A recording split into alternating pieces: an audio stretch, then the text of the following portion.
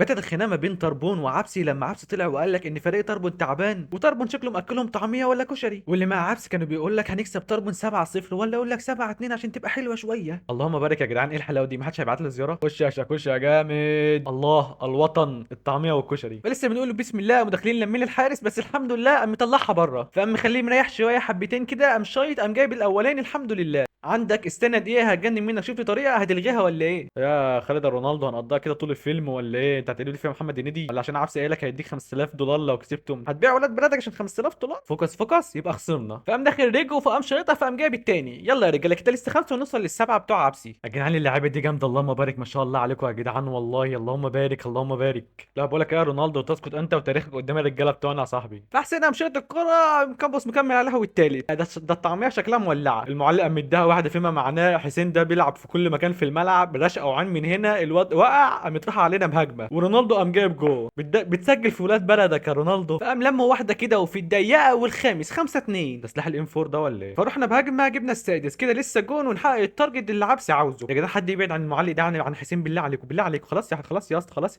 ضاعت. ما خلاص يا رونالدو يا حبيبي، خلاص يا حبيبي، هتعمل في اخواتك المصريين كده يعني؟ انت راضي يعني؟ فالرجاله بتوعنا حبوا يساعدوا فريق عبسي، فالاتنين قاموا داخلين في دماغ بعض حبايب قلبي. عبسي وضربة الجزاء. عبسي يا جدعان ما بيجليش، ايمو حريجه حريجه، ما بيضيعش ما شاء الله عليه. بص هيخرم الشبكه دلوقتي حالا، بص اهو شوف.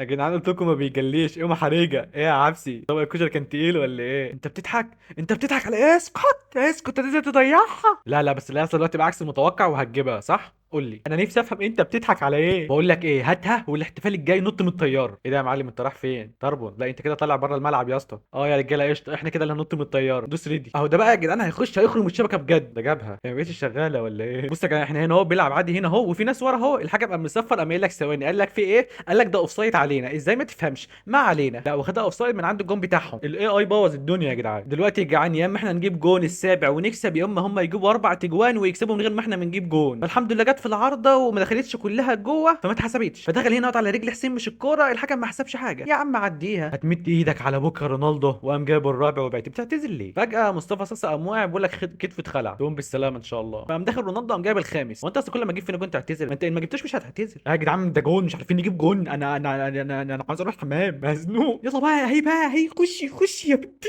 اخيرا. خلاص يا جدعان كده هنقابل ضربها ان شاء الله الساعه 9 اللي هو اجمد فريق في البطوله. استنى الملخص بقى ان شاء الله ساعتها. مزنوق.